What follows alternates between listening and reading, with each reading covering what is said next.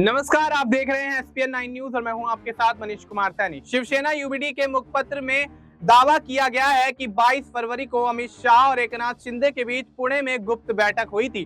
Column में यह कहा गया है कि दिल्ली में मराठी साहित्य सम्मेलन और महाराष्ट्र में मराठी भाषा गौरव दिवस मनाया गया, लेकिन मराठी व्यक्ति का स्वाभिमान और आत्म गौरव इन सभी में कहीं खो सा गया है। महाराष्ट्र की बैकडोर पूरी तरह दिल्ली के हाथ में आ गई है और महाराष्ट्र के नेता अमित शाह से मिलने के लिए तड़के सुबह 4 बजे तक इंतजार कर रहे हैं।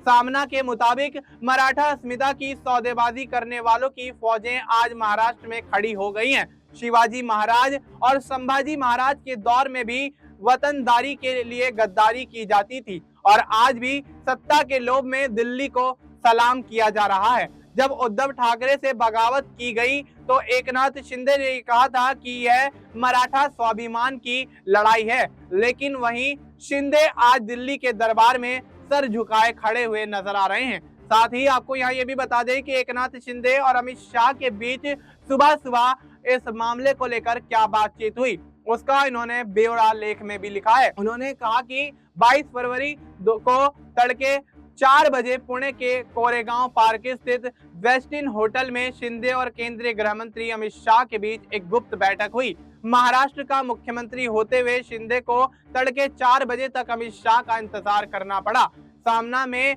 दावे के साथ ये बात जाहिर की गई है कि शिंदे और शाह के बीच चर्चा कुछ इस प्रकार से हुई थी। अमित शाह ने कहा कि क्या बात है। शिंदे ने बोला कि सुबह के 4 बज रहे हैं, इतनी जल्दी क्या है। तो शिंदे आप कहते हुए नजर आए कि आपको सब पता है, यहाँ आखिर हो क्या रहा है। तो शाह ने ये जवाब दिया कि क्या हो रहा है। शिंदे ने कहा कि मेरी और मेरे लोगों की घेराबंदी की जा रही है, मुझे खत्म करने की कोशिशें हो रही हैं। आपने वादा किया था कि मैं ही महाराष्ट्र में मुख्यमंत्री बनूंगा। शाह ने कहा कि हमारे 125 विधायक चुने गए हैं, तो आप कैसे दावा कर सकते हैं। शिंदे ये कहते हुए नजर आए कि मेरे नेतृत्व में चुनाव लड़ा गया।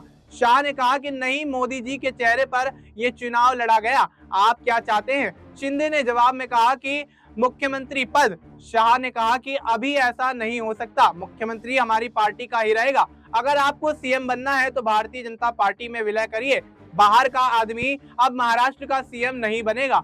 शिंदे ने कहा कि मेरी पार्टी का आखिर फिर होगा क्या। शाह ने कहा कि वह हमें सौंप दीजिए, पार्टी हमने ही बनाई थी, आप चिंता मत करें। यह सब बातचीत खत्म होने के बाद शिंदे होटल से बाहर निकले तो उनके चेहरे पर साफ निराशा झलक रही थी।